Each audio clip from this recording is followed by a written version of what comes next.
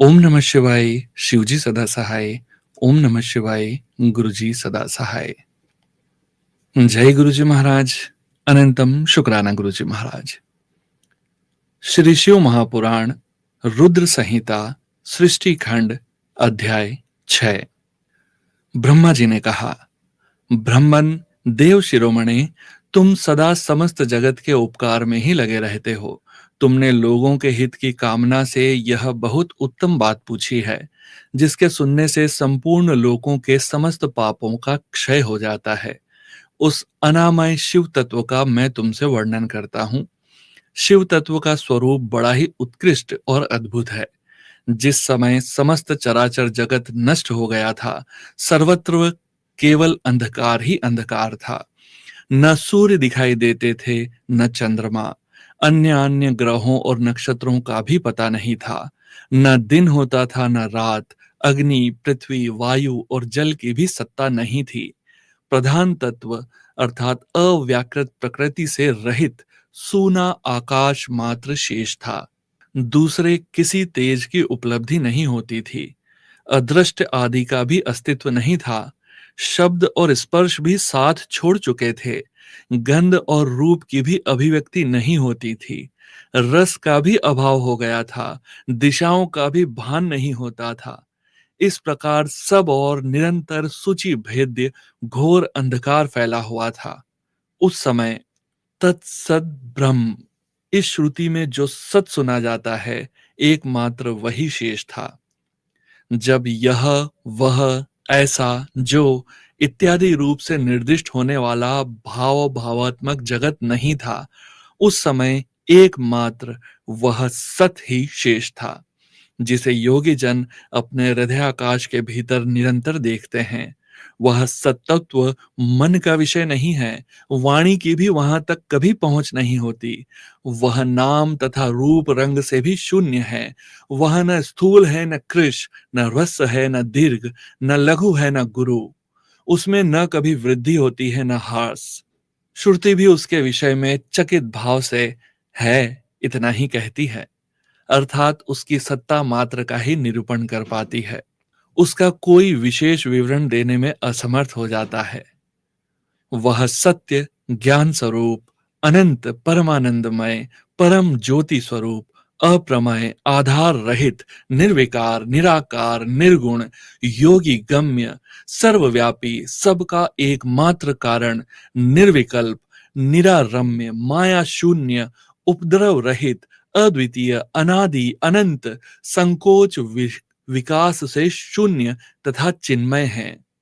जिस पर ब्रह्म के विषय में ज्ञान और अज्ञान से पूर्ण उक्तियों द्वारा इस प्रकार ऊपर बताए हुए अनुसार विकल्प किए जाते हैं, उसने कुछ काल के बाद सृष्टि का समय आने पर द्वितीय की इच्छा प्रकट की।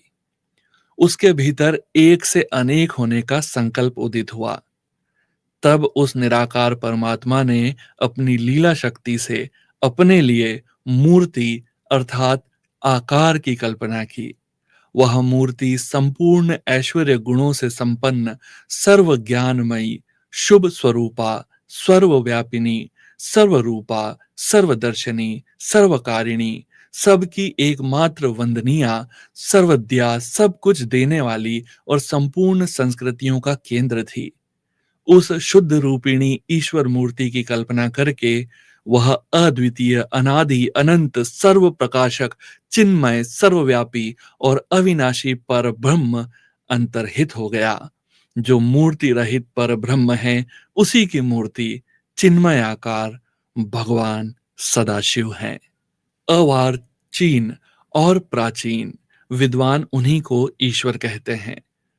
उस समय एकाकी रहकर स्वेच्छानुसार विहार करने वाले उन सदाशिव ने अपने विग्रह से स्वयं ही एक स्वरूपा भूप शक्ति की सृष्टि की, जो उनके अपने श्री अंग से कभी अलग होने वाली नहीं थी। उस पराशक्ति को प्रधान, प्रकृति, गुणवती, माया, बुद्धि तत्व की जननी तथा विकार रहित बताया गया है। वह शक्ति अंबिका कही गई है। उसी को प्रकृति सर्वेश्वरी, त्रिदेव जननी नित्या और मूल कारण भी कहते हैं। सदाशिव द्वारा प्रकट की गई उस शक्ति के 8 भुजाएं हैं। उस शुभ लक्षणा देवी के मुख की शोभा विचित्र है। वह अकेली ही अपने मुखमंडल में सदा 1 सहस्त्र चंद्रमाओं की कांति धारण करती है। नाना प्रकार के आभूषण उसके श्री अंगों की शोभा बढ़ाते हैं।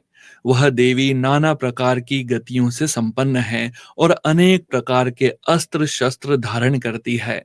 उसके खुले हुए नेत्र खिले हुए कमल के समान जान पड़ते हैं। वह अचिंत्य तेज से जगमगाती है। वह सबकी योनि है और सदा उद्यमशील रहती है। एकाकिनी होने पर भी वह माया संयोग वशात अनेक हो जाती है। वे जो सदाशिव हैं उन्हें परम पुरुष ईश्वर शिव शंभु और महेश्वर कहते हैं।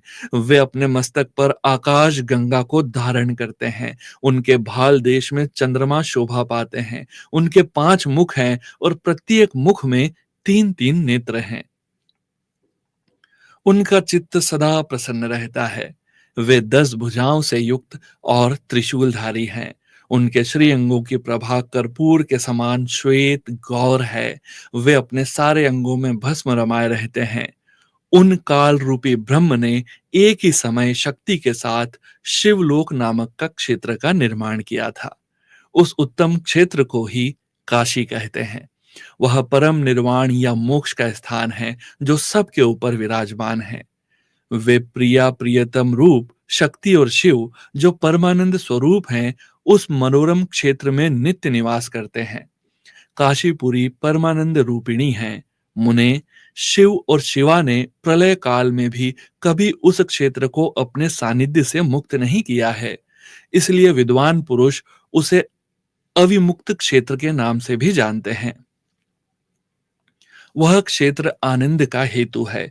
इसलिए पिनाकधारी शिव ने पहले उसका नाम आनंद वन रखा था।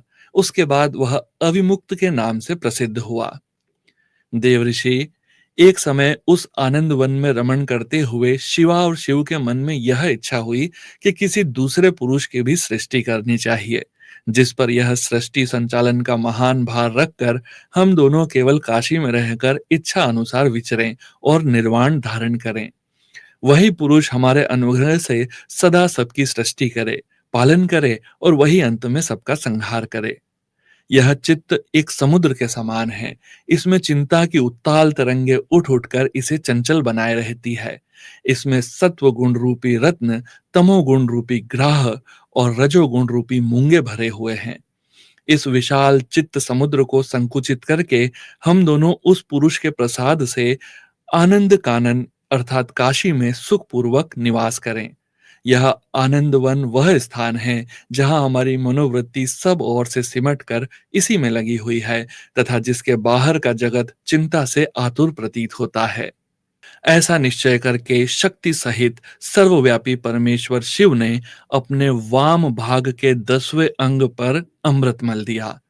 फिर तो वहां से एक पुरुष प्रकट हुआ जो तीनों लोकों में सबसे अधिक सुंदर था। वह शांत था, उसमें सत्व गुण की अधिकता थी तथा वह गंभीरता का अथाह सागर था। मुने क्षमा नामक गुण से युक्त उस पुरुष के लिए ढूंढने पर भी कहीं कोई उपमा नहीं मिलती थी। उसकी कांति इंद्रनील मणि के समान श्याम थी। उसके अंग अंग से दिव्य शोभा छिटक रही थी और नेत्र प्रफुल्ल कमल के समान शोभा पा रहे थे।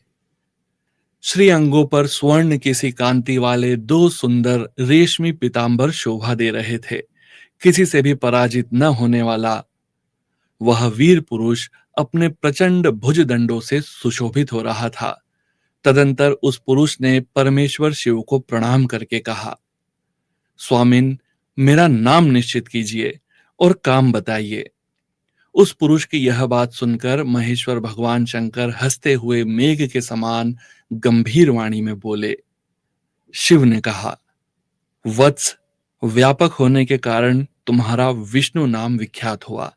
इसके सिवा और भी बहुत से नाम होंगे जो भक्तों को सुख देने वाले होंगे।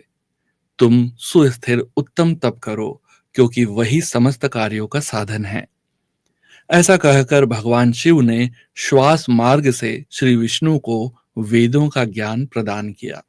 तदंतर अपनी महिमा से कभी च्युत न होने वाले श्री हरि भगवान शिव को प्रणाम करके बड़ी भारी तपस्या करने लगे और शक्ति सहित परमेश्वर शिव भी पार्षद गणों के साथ वहां से अदृश्य हो गए। भगवान विष्णु ने सुदीर्घ काल तक बड़ी कठोर तपस्या की। तपस्या के परिश्रम से युक्त भगवान विष्णु के अंगों से नाना प्रकार की जलधाराएं निकलने लगी। यह सब भगवान शिव की माया से ही संभव हुआ।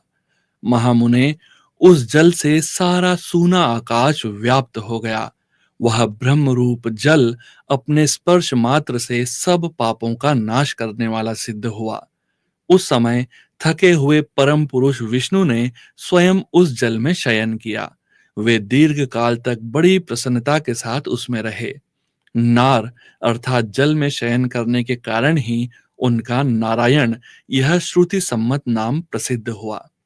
उस समय उन परम पुरुष नारायण के सिवा दूसरी कोई प्राकृत वस्तु नहीं थी।